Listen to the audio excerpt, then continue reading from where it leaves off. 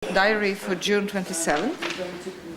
We continued the work here in the central place of the former 158, and that meant that we actually took out a very thick layer, up to 20 centimeters, thick layer of packing that was in here, in this area, on top of this earlier floor, and below the floor that actually went with this floor, what was on the same level, the white floor.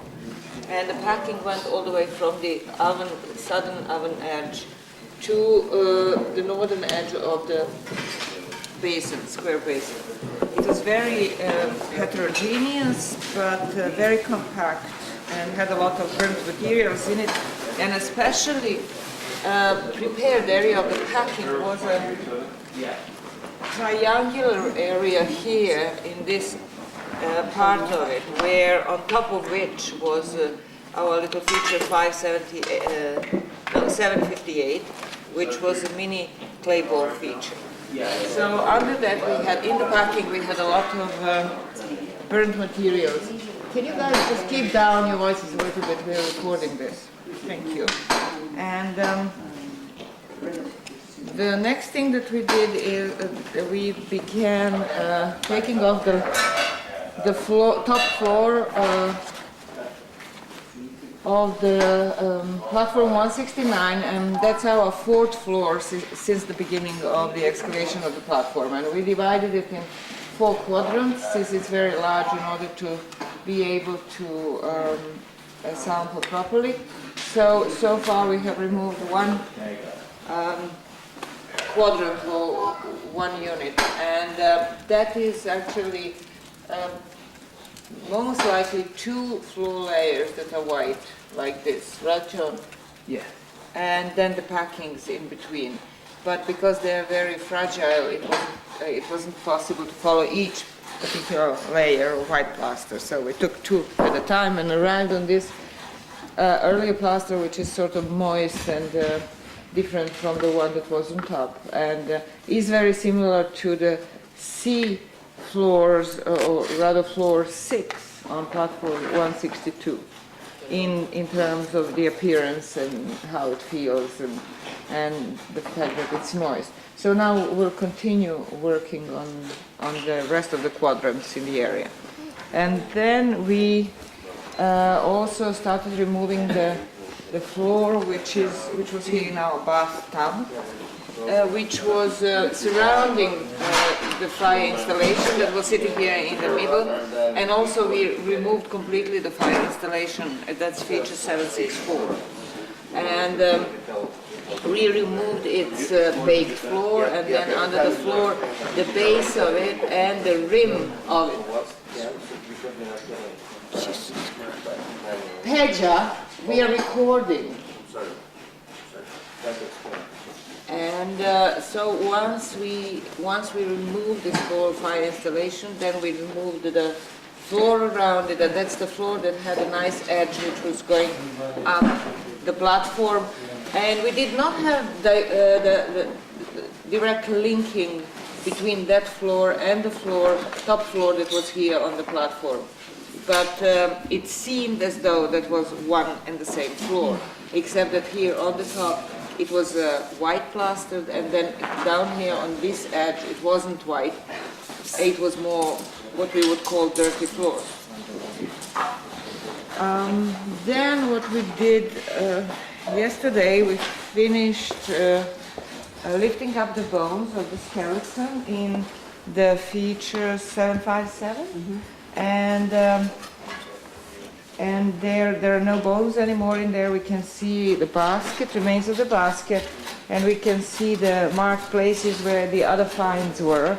And the other finds, just roughly speaking, were a shell, a marine shell, or maybe even freshwater shell, with some remains of red paint in it, and then also with another material inside, which we don't know what it is.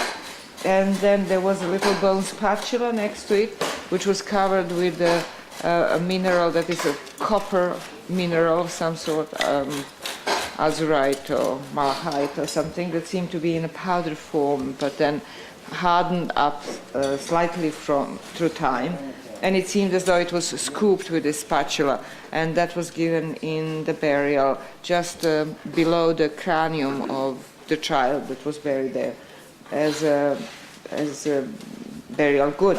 And there were also remains of wood, the pieces of which I guess we can still see in situ. Is that right? If you come closer. And so the pieces of wood that is actually preserved and it's not carbonized. And so we will do the sampling of all of these mentioned materials, and then we'll be able, hopefully, to say what exactly they are. And so now we are going to cover up the basket and preserve it here in situ for a couple of days until we deal with surrounding features that we have urgently to dig out, and then we'll go back to the basket and do the conservation, proper conservation, and then take it up. So another thing that we worked on, Ruth, was the little wall. Yeah, we took away the feature, I don't know. The little intervening, didn't have a feature, it was just the lip between 173 and 162, and took that away. Now we're down on the earliest what we call seafloor. It's well, for the moment, earliest seafloor, all across here, and it is now turned into one huge platform across the northeast corner, joining very nicely with feature 170 here. So these three platforms are now on the same level. And what we did was to clean on this floor and see a similar possible burial. I mean, it's a certain burial because we know the bones are under here, but we can't really see a nice burial lid like we can in the D phase. But we're pretty sure it's here, just like we see that very likely one there. So obviously in this C phase, they're dealing with burial lids or hiding the burials rather differently. So that's what we did here. I think that's it. Did you mention about the pottery we found over there? No, where John, on that platform over there, 169. Yeah, in this area of the platform, this blackish area, I guess, right here, Ruth, yeah? Yes. There were, how many? Five fragments of pottery that were broken, of course, fragments, and lying next to each other.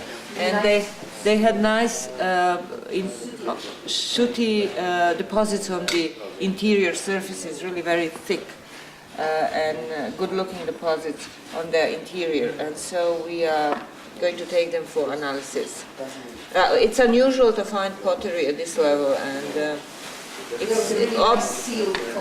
obviously it was sealed under the floor, between the two floors.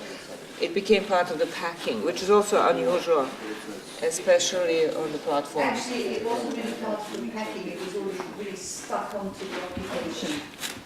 Onto the occupation surface. So then they just put the packing on top of it when they decided to make a new floor.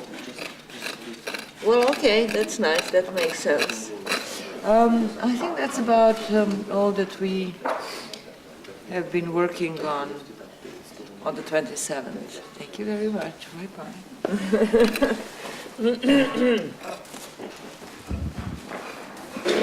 Okay, when you come in, can you all avoid treading